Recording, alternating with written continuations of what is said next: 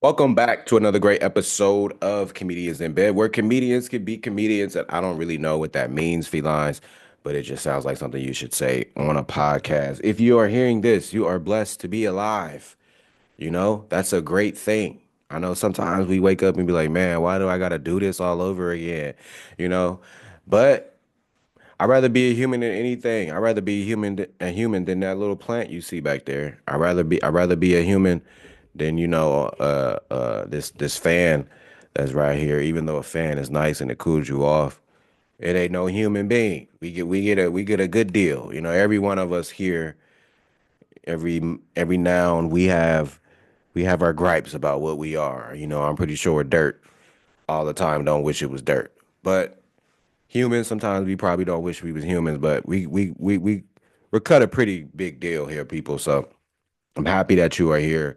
Be sure to subscribe, like, review, send the ratings up so that way we can climb higher in the rankings so that people can listen more to us, and that way we could bring on bigger and better guests. Do I have a guest next Tuesday? That is a good question. I feel like I do, but I want to make sure that I have one set up, and I do have one set up. So that's going to be fun for you guys. And then the following week, I have one set up as well. So then you guys won't see me back until early May by myself for the solo episode. But now we're pushing along here, man, and we're trying to get some more great guests here for you and comedians in bed. I hope you guys had a good comedy week.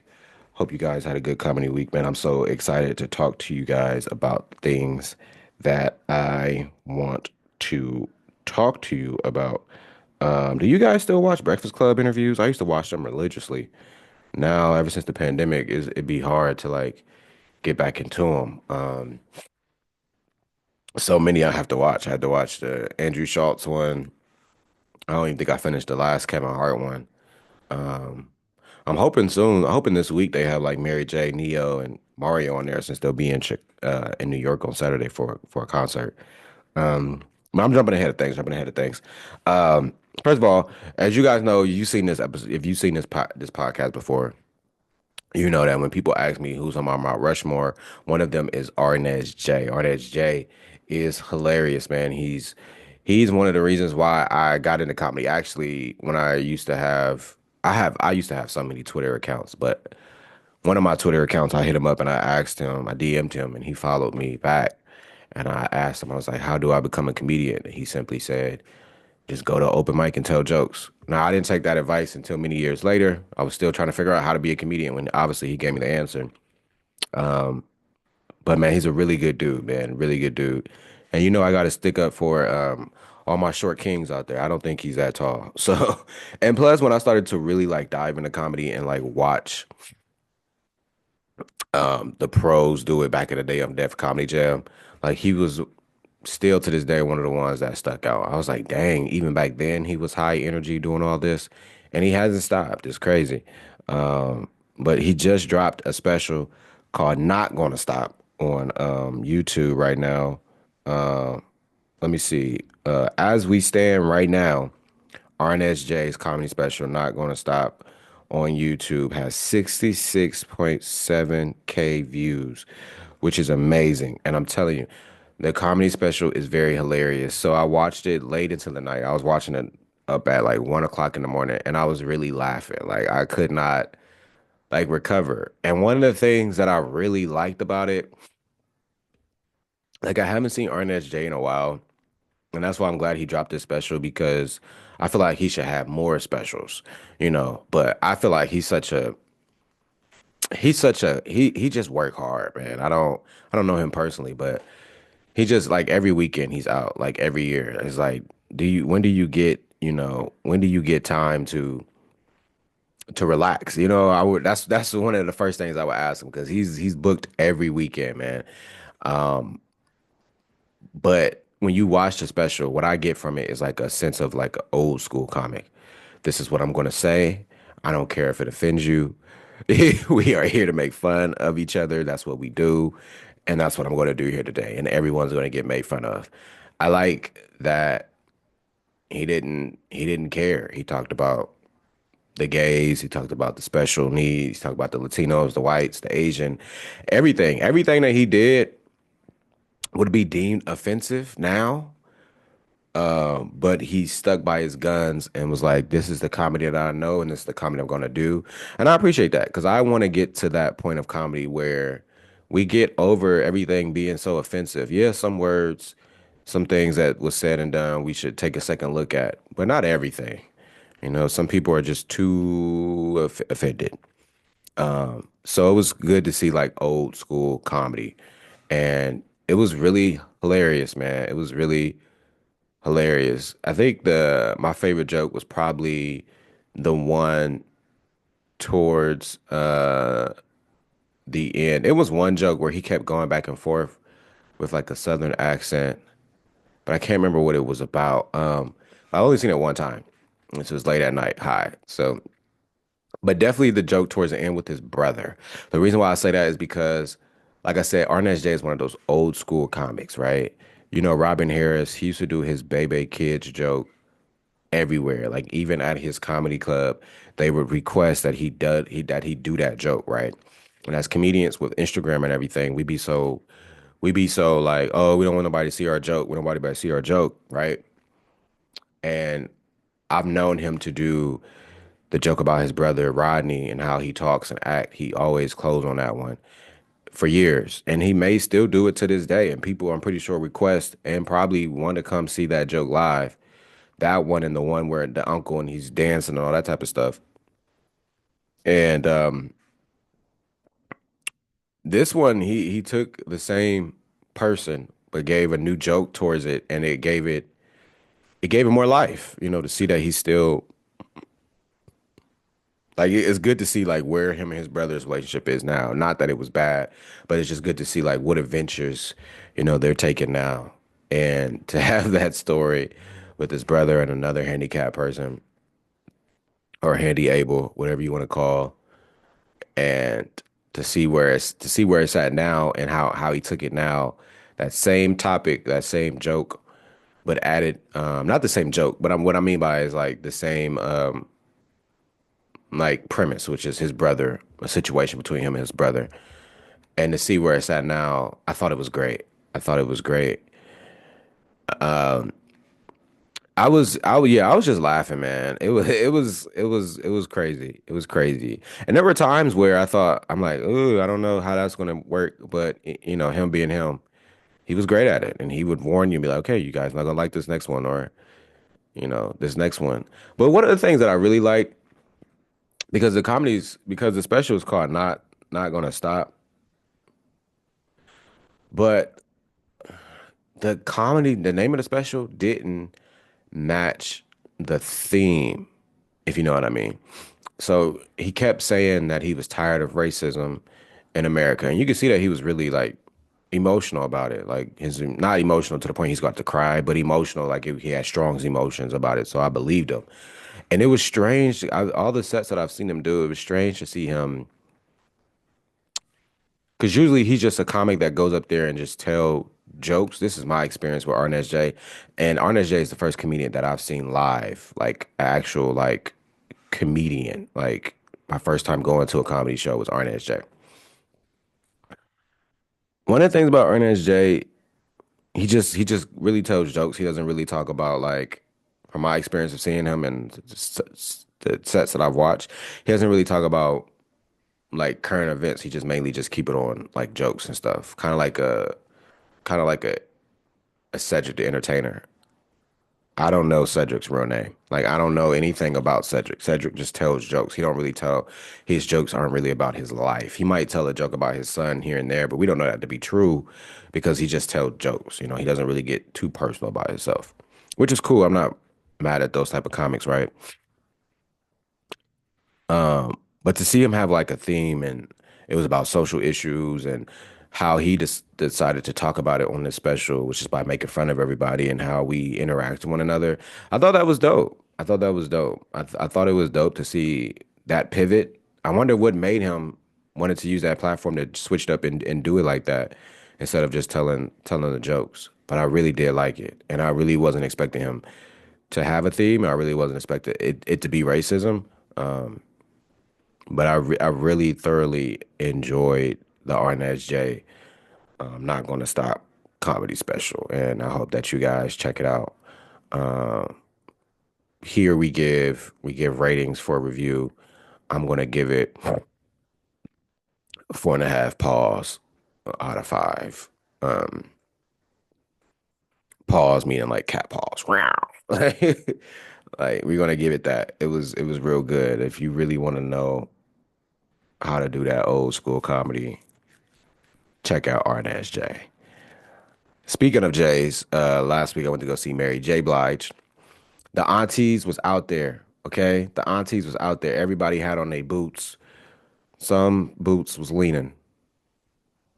And but I had a good time. Before I left, I told my mom, and me and my mom, we went. That's the second concert me and my mom went to. The first one we went to was Janet Jackson. And that time we went to the concert, it was a little awkward.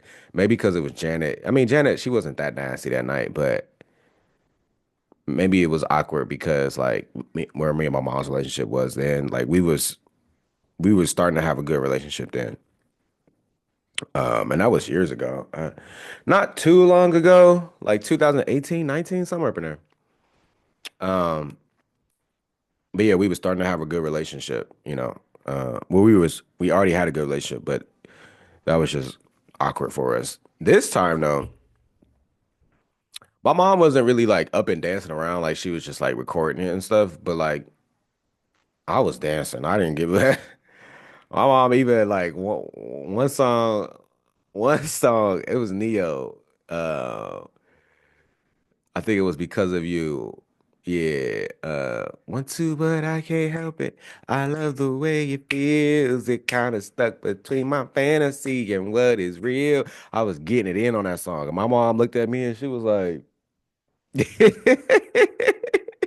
"I was like, but that's my shit, Mom. I got a problem and I ooh don't know how to do about it. If I don't quit, but I got it out. Thinking about the thought of you.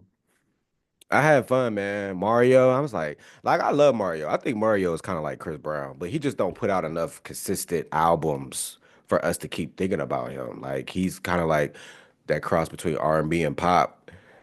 And I feel like he should be where Chris Brown is at. Finally, Chris Brown is going on stadium tours. I plan on going on one. I'm planning on going to one of his shows. I plan on getting a ticket next month when I get my three checks. We'll see. And then after that, I'm not going to no more concerts. Okay, I'm going to Chris Brown, Little Russell. That's it. I'm not going no more. You're not getting no more money. My money. All right.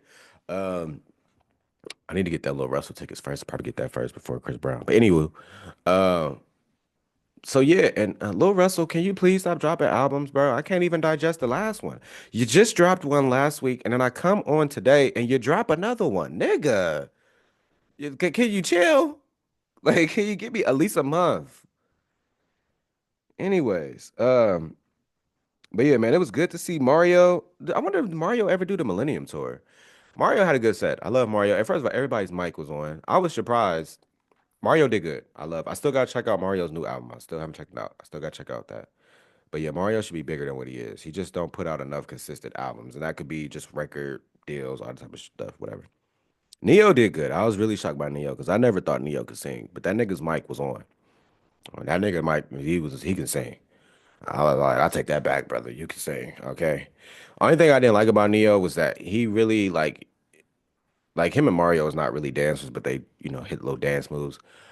But like he first of all he dropped the mic. I don't know how he did that, but that was funny. He played it off though, like he was doing like a dance move. That was sweet. I don't know how he dropped it, but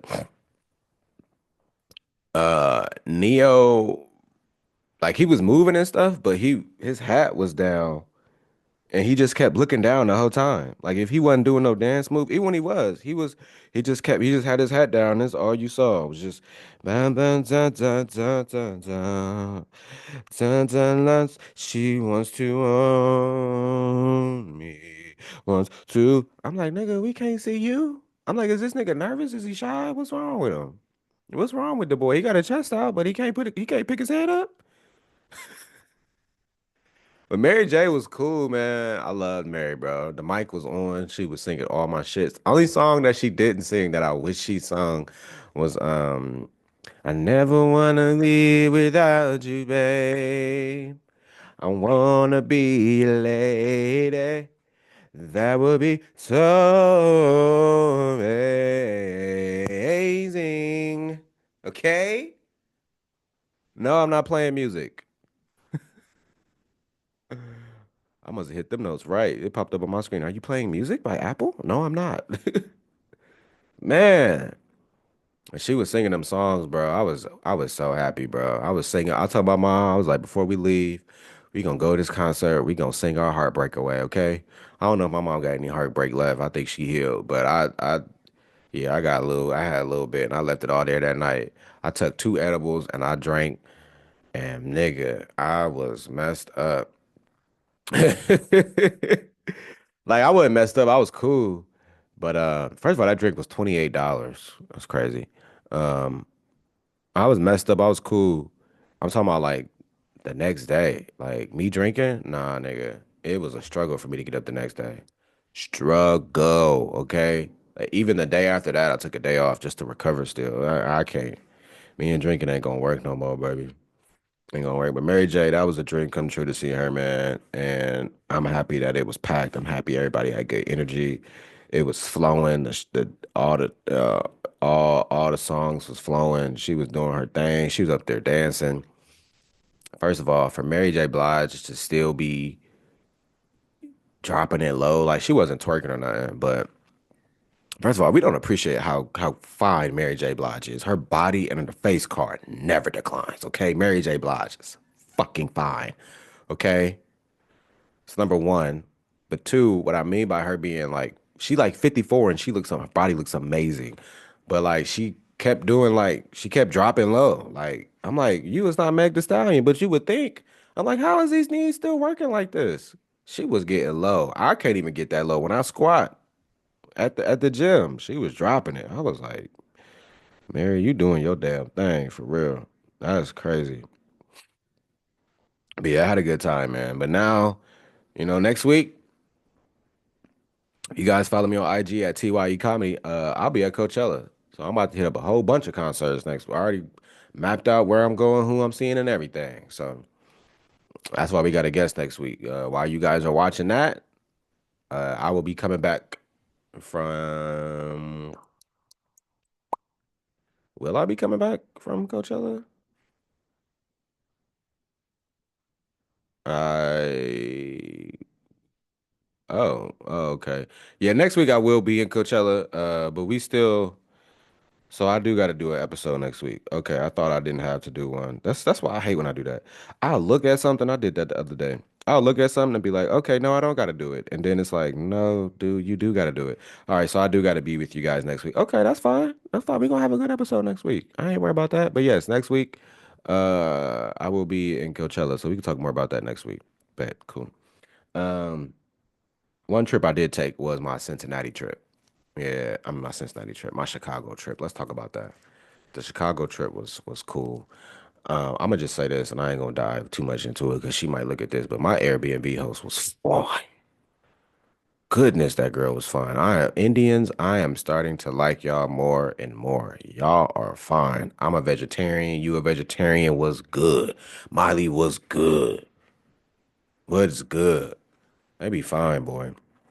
But Chicago was cool. I think I know what neighborhood I want to live in. Just my job kind of played me when it come to my job and how it was set up for me to go out there. But nonetheless, I still got a job, so I can go ahead and just transfer out there. I just gotta find something. So uh, keep me in prayers for that. But no, I know what neighborhood I want to live in. It felt like a real community. It felt like I walked everywhere because I was like, I need to know this neighborhood. So me doing that was cool. And then so I walked everywhere and I walked to go get some breakfast. And let me just say this, it's too many fat asses in Chicago. I know I'm gonna find my wife out there. Like I know I am. Now who she gonna be? I don't know. I'm gonna take my sweet time. There's too many fat asses out there. Like my Airbnb host was beautiful, and then I went to the dispensary asses. Shout out to Sam Fisher. We went. He seen the same ass. Wait, no, he wasn't looking. And I don't know how you missed that ass. I don't know how you missed that ass, Sam. I don't know how you miss it. Um, Shout out to Sam Fisher. He came to one of my shows out there when I was in Chicago, and we went to the dispensary together. And I didn't even see the girl's face. She just walked in, and I really wasn't paying attention. And then she got in line. I looked. I was waiting on Sam, and I was like, "Damn, all that ass in those jeans. Good googly moogly. That thing is juicy." Okay, 3 6 Mafia. I'll see you next week. Uh, yeah, we can talk about who I want to see next week for Coachella. We can do that. Okay, cool. We can do that. Um, Also, so my first show at Babs Comedy Club, which is a great club, it's an independent club, it's a newer club, just opened up in October, I think. It's a really great club. The club owner used to be from Columbus. She's amazing. I think it's Maria. She's her and her husband. They do a really good job. Her husband's like the DJ. She's the producer. They do a really good job, and I can't wait to see how that club develops and change. They told me about some things they want to do with it, so I'm excited about that. That was a fun show. It was one of those shows where like I was doing good, but in my body it didn't feel like I was like it didn't go how I wanted it to go. And for the first time in a while, it was a set that I did, and it didn't go the way I wanted it to go, and it kind of like affected me. Because now I learned that like some crowds, they don't laugh loud. Their volume may be at a 6, but they're laughing at everything. May not be the laughter that you would want to hear, but it's still laughter. So I worked through that.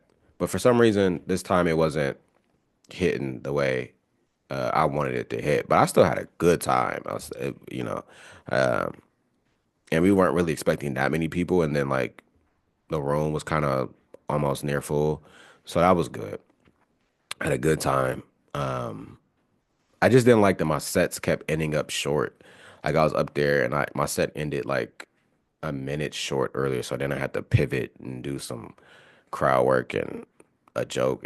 I didn't like that. I don't like, because I don't like when comics be like, did I get the light or how much time I got left? It's like, nigga, you should know, but yeah, I messed up on that one. And then I did Lincoln Lodge that night. That was cool. I messed up the first joke. Like I was forgetting that joke. I only had 5 minutes, but I was fucking that joke the fuck up. Um, I'm gonna try to get back on that show when I get back out there. There's some different shows that I've seen I wanted to hit. They have like a comedy on the spot show out there. I'm gonna try to do that out there. And some more shows. The Lincoln Lodge though is just a phenomenal place. Like if I do want to have a club one day, and I would aspire it to be like that. Different room. They have like 3 rooms.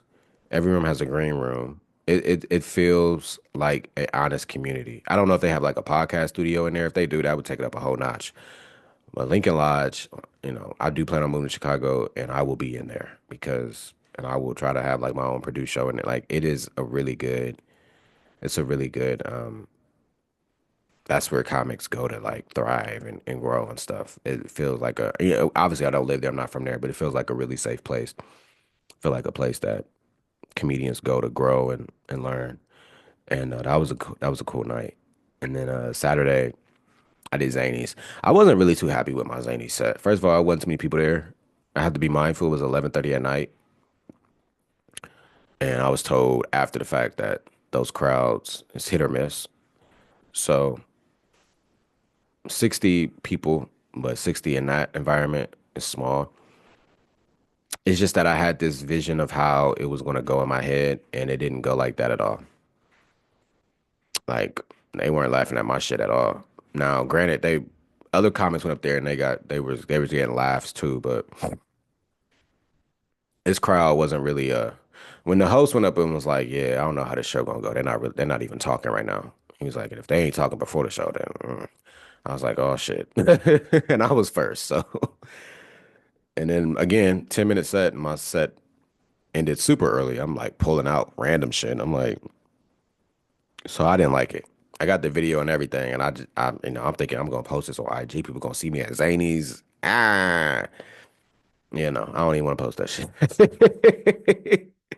I'm debating if I should post the set. Like, I don't think I want to post that. Mm-mm. My friend heard my writing partner. He heard it and he was like, "It wasn't a bad set." He was like, "It was cool." Da da da. Da, dee." I'm like, "Yeah, but it ain't sounding how I want it to sound. Don't look how I want it to look, man. I can't have me on the zany stage and it's crickets. I don't know. How do you comics feel about that when you have a set? Do you just post it? What do you do? Because I ain't posting my zany set. I don't know about that. I haven't even listened to it in its totality, and I definitely haven't watched it in its totality. So I do not know. Pray for me on that one. I was like, don't nobody need to see this. And that was crazy. And sometimes I always remember that. Sometimes the very thing that you want, it ain't gonna do shit for you. Like you be like, man, I want that right there. I gotta get that. When I get that, my career is gonna solidify me. People gonna start taking me serious. The booking's gonna go up. And then when you get it, you'd be like, it's not what I thought it was. And we could find that for everything. Like you could find a fine girl, you could find a fine man, be like, as soon as I get him, as soon as I get her, it's my life gonna change. And then when you get him, you like, oh, this is not what I thought it was. This ain't what it is. This ain't what it is. It's just a reminder that sometimes that small club, that independent club, or that smaller club that don't got six clubs all around the United States may be the club for you. That big club may not be everything you wanted or needed to be. And it's no knock at Zanies. I'm just saying, like in general, just in life, what you may want to do, go for it, may not be what you wanted to be. How do you respond to that? But I had a fun time though. I'm definitely going to apply again. I don't know if they're going to have me back. That's how bad I don't know if they're going to have me back, brother. Um, but I still want that to be like a club where I'd be a regular at. It was a cool time. I had a good time. And regardless of that experience, I'm glad that I took my L with grace. And that's the most important thing. I ain't say, what's wrong with you guys? Oh, I don't like y'all. Y'all, no, I ain't say none of that. And I really didn't do no crowd work or anything like that because I was scared. When it's your first time at a club, especially when it's a major club, and you just you know you got in there not because someone put your name in there. Like it was just pure God and luck. Well, I don't believe in luck, but it was just pure like, yeah, like I try to just do my material. I try not to strive away, because I'm like, yeah, I can, but the first comedian he went up there and he did like a minute of crowd work. It wasn't like, hey, where you from? It was just off the dome type stuff. But I didn't want to do it because essentially this is my audition. This is my first time here, so. But no, I don't know. I had a fun experience and it was cool. And I hope and pray that I get to be in more rooms like that. And the fact that I got on that, I wouldn't say on a whim because I did do what I was supposed to do. I emailed them, gave them a tape. I do hope and pray that that's a sign of like things to come, like bigger rooms to come, So I'm looking forward to it, man. And then the Lincoln Lodge on Saturday, on Sunday, I was like, man, fuck this. Friday, I didn't feel right in my body. Friday night, I fucking forgot a joke. Saturday was just a shit show. I was like, fuck it, I'm just gonna go for it. And this lady, I posted the set. It's on YouTube. Um, I posted my zany set and my set last week or a week and a half ago from hashtag. So check them out my YouTube page at TYE Comedy. I was like, man, bump this. I'm just gonna go out here and I got 10 minutes. I didn't know how much minutes I was doing beforehand. I was like, I got 10 minutes. I'm gonna just go out here and just freak it. And that's what I did. Said, fuck it. I went up there. I did crowd work first. I dressed something in the. I hate when something happens in the room and comedians just don't address it. They just go right into their material. And like three comics did that.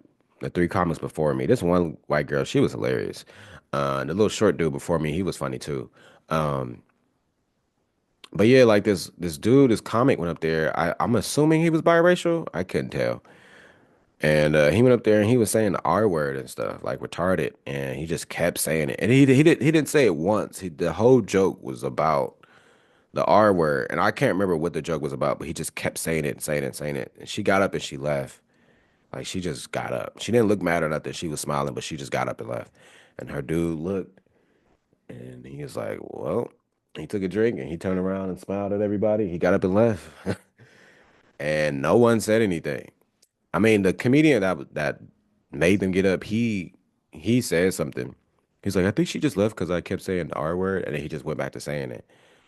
But I didn't even know what he was talking about during his whole set. And towards the end, he was like, I don't know what I'm talking about. I was like, granted, we don't either. Um, so when I went up there, I addressed it. I addressed everything. I did that for like probably 2, 3 minutes or whatever. And I got into my set, which was cool. It was all right. I still haven't watched that one back, but I did post it. And no, it was cool. I posted because I was like, man, I done had a shit week all week and bump it. Let's go. It is what it is. We gonna go for it here. And I think the reason is because like when you a headliner, you may have, let's say you go to Chicago, you have one club all week.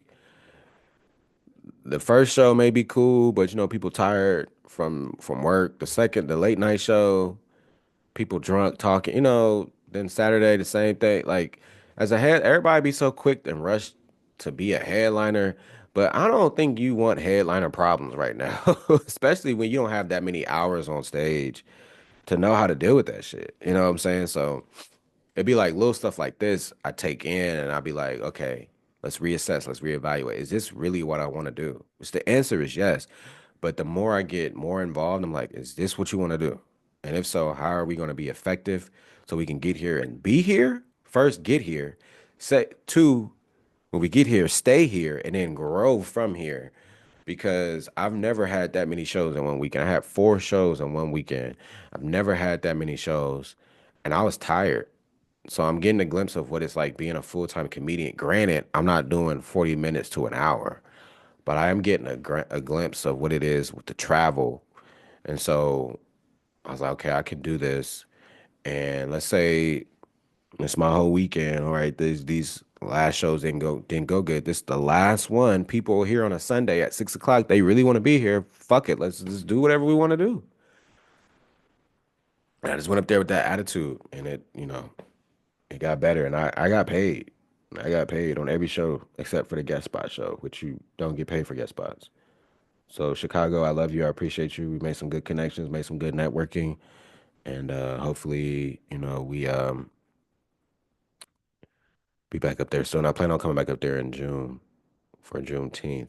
Um, so I'll be reaching out to people soon about getting spots. And if you're in LA and you're hearing this right now, I need spots. So if you could hit me up, that'd be great. I've been trying to get spots and with no luck.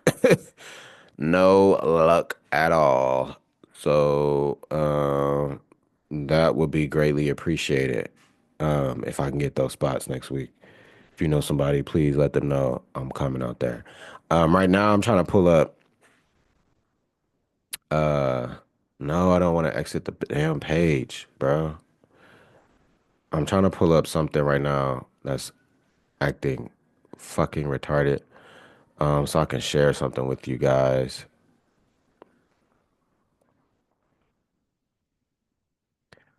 Okay, I'm like, what's going on?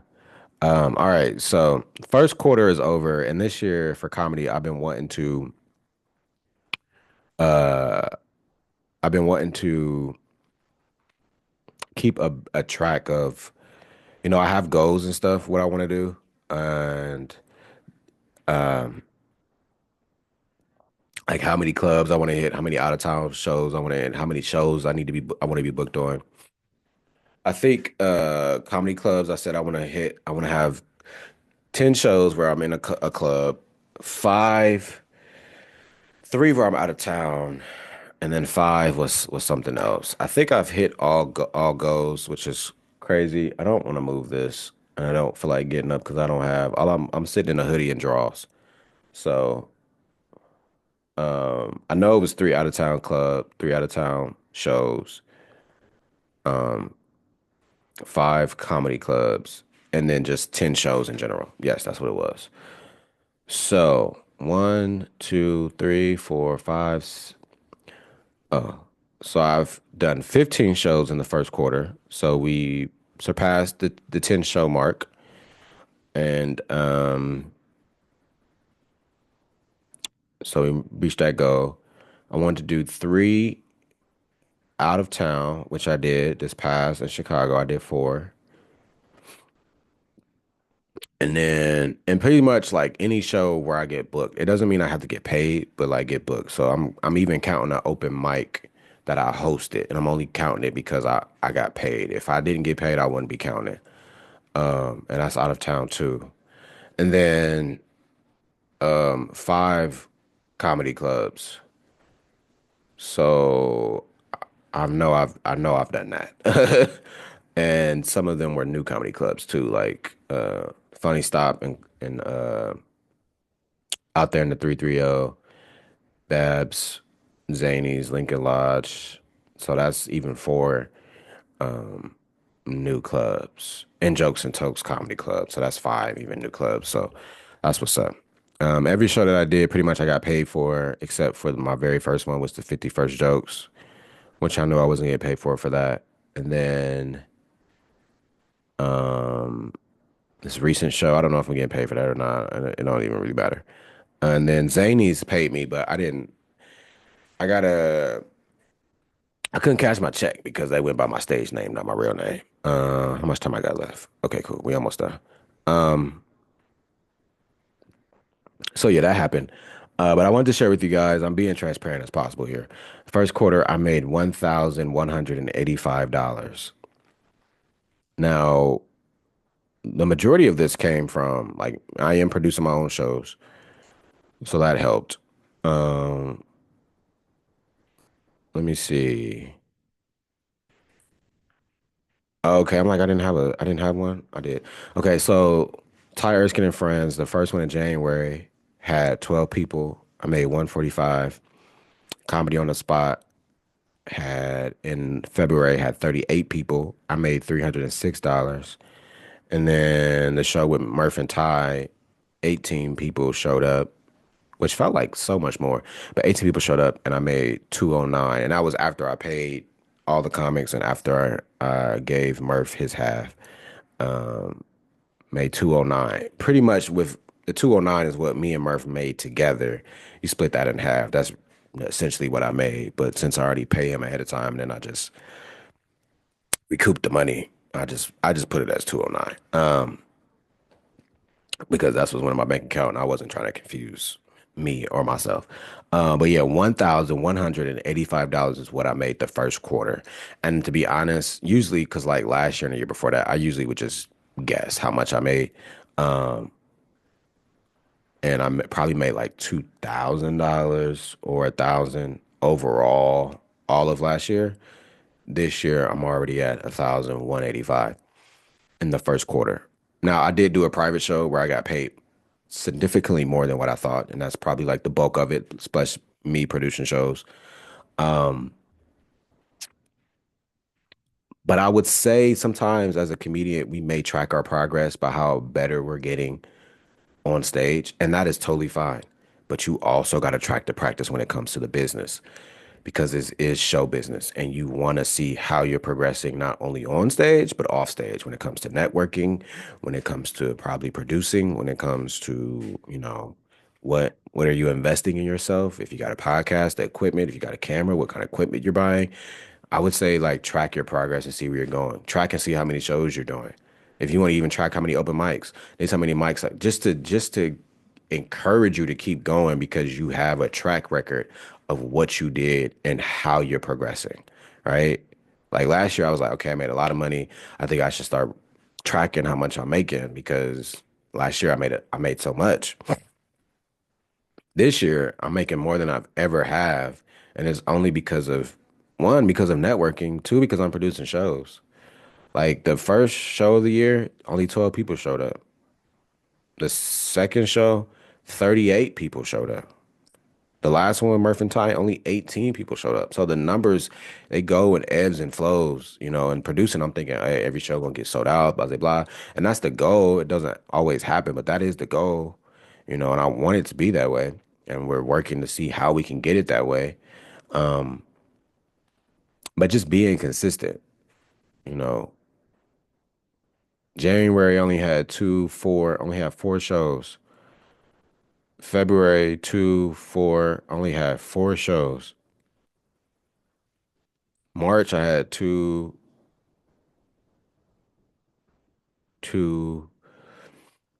four, six. I had seven shows in March, and them were all the last, like pretty much the last week of March. So the best advice I can give you is to be proactive. You know, ask people, can you be on a show? If you're not getting those spots, produce your own show. Give your own self time. Teach yourself how to be a host. No one's booking you as a host. Make yourself your own host of your show. Sometimes when I do Tire Skin and Friends, I make the guest spot go before me and I go last just so I can figure out how to recover a room if the person before me don't do good. You be a headliner, you might go out of town, the host or the feature may not do good. You gotta recover the room. How you gonna do that? And then I put myself last because it's not like a typical lineup show where you got your host, your feature, and your headliner. I put myself last because I don't really go last. And sometimes if I'm on the show and I go towards the end, it's like, oh shoot, how do I do this? Because I'm usually going first on everything with shows and with open mics here in the city. So you got to be proactive about the kind of career that you want to have and how are you going to do that?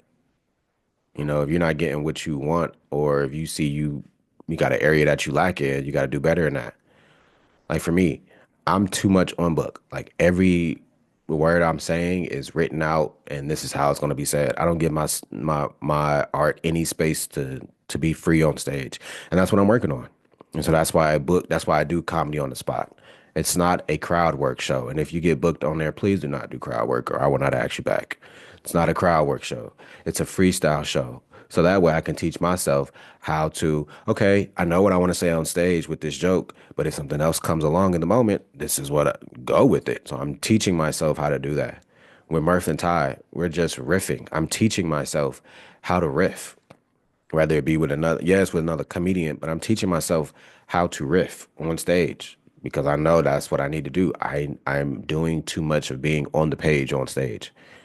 I need to go off book, as the actors say. And so I have two shows. I have three shows where I'm producing. I do one every month. And I have one where I am literally working on something on each one. Whereas Tires and Friends is like, okay, I got 15, I'm working on 15, you know? And even if I don't have 15 that day, okay, I got 12, I'm doing 12, first three, or the last three, we're doing crowd work, blah, blah, blah. Or we might just make a joke on stage. This is an idea that I had. I'm going to tell it on the stage right here. You know, you never know. You never know. So, um, yeah, man, be proactive. Be proactive. If you see yourself getting better, record yourself. Take notes. Got to keep track of this to keep you going, man. To keep you going. Now, granted, I would love to do more shows. Like four shows a month is not enough for me. But that's the city that we live in. That's the scene that we live in. I want to do more shows. I want to. I want to. And I could be more proactive about getting me more on shows. But I want to. So that's my goal. This year, my goal is to learn how to be off book on stage, and I'm it's slowly but surely working. So whatever your goals is, continue to do it, and I'll check back in and second quarter, let you know, hey, we only made this much. Like, just being transparent and just seeing, what it do. Now, don't try to rob me because that $1,000 is not in there.